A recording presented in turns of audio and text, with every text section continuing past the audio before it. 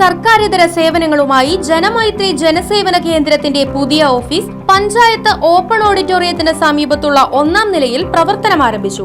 Panchayat, village, passport, motor വാഹന സേവനങ്ങൾ, +1 degree രജിസ്ട്രേഷനുകൾ, പോലീസ് ക്ലിയറൻസ്, ഗ്രാന്റ് സ്കോളർഷിപ്പുകൾ, camera fine, poly admission, photostat, lamination തുടങ്ങിയ എല്ലാവിധ ഓൺലൈൻ വർക്കുകളും ജനമൈത്രി ജനസേവന കേന്ദ്രം നിങ്ങൾക്കായി പ്രദാനം ചെയ്യുന്നു.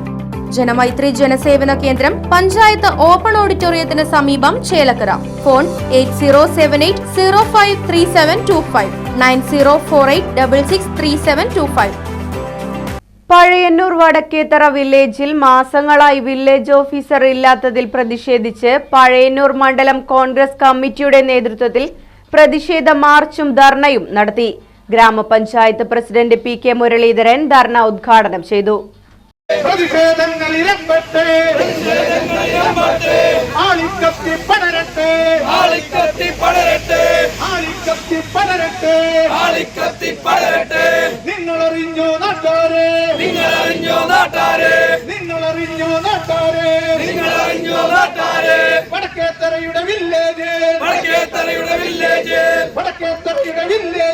വടക്കേത്തറയുടെ വില്ലേജ്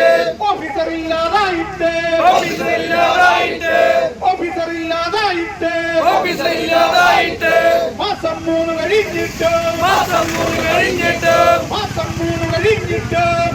3 കഴിഞ്ഞിട്ട് നടപടിയെടുക്കാത്ത സർക്കാര്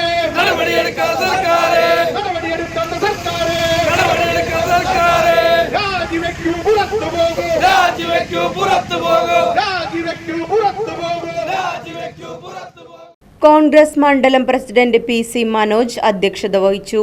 യൂത്ത് കോൺഗ്രസ് മണ്ഡലം president Sajith Elanad, block Congress general secretary PK Prakashan, INTUC മണ്ഡലം പ്രസിഡന്റ് KG രാധാകൃഷ്ണൻ, INTUC നിയോജക മണ്ഡലം president PK Mohandas, DKTF block president KM Saithali, Congress നേതാക്കളായ K Kunjankutty, Geetha Narayanan, Suja, Radha Raveendran, Ramya Vineeth, U Abdulla, Padmakumar, Krishnakumar, Yashoda, AK Latha, Tommy Joseph തുടങ്ങിയവർ സംസാരിച്ചു.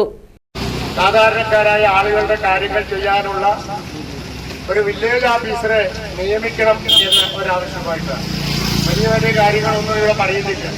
ഏറ്റവും സാധാരണക്കാരായ ആളുകളെ സംബന്ധിച്ചിടത്തോളം ഏറ്റവും അത്യാവശ്യമായ സമയമാണ് വില്ലേജിൽ നിന്ന് ലഭ്യമാകേണ്ട സർട്ടിഫിക്കറ്റുകൾ ഉൾപ്പെടെയുള്ള കാര്യങ്ങൾ ചെയ്യേണ്ട നമ്മുടെ ഏപ്രിൽ മുതൽ തുടങ്ങിയ മാസങ്ങൾ.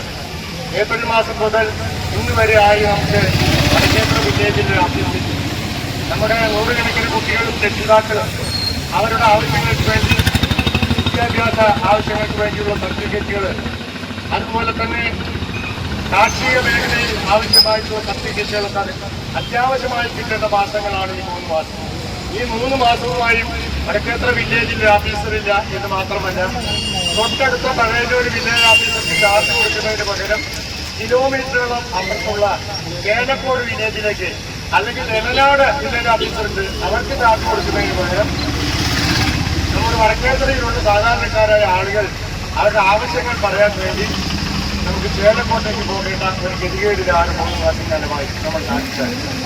ഇതിനെതിരായി നിയമപരമായി തഹസിൽദാരെയും കളക്ടറെയും ഒക്കെ കത്തുകൾ മുഖേനയും ഫോൺ മുഖേനയും ഈ കാര്യങ്ങൾ നൽകിയ മറുപടിയാണ്, ഗണ്ടാകരമായൊരു മറുപടിയാണ് ഇവിടെ മണ്ഡലം പ്രസിഡന്റ് നമ്മളോട് പറഞ്ഞത്.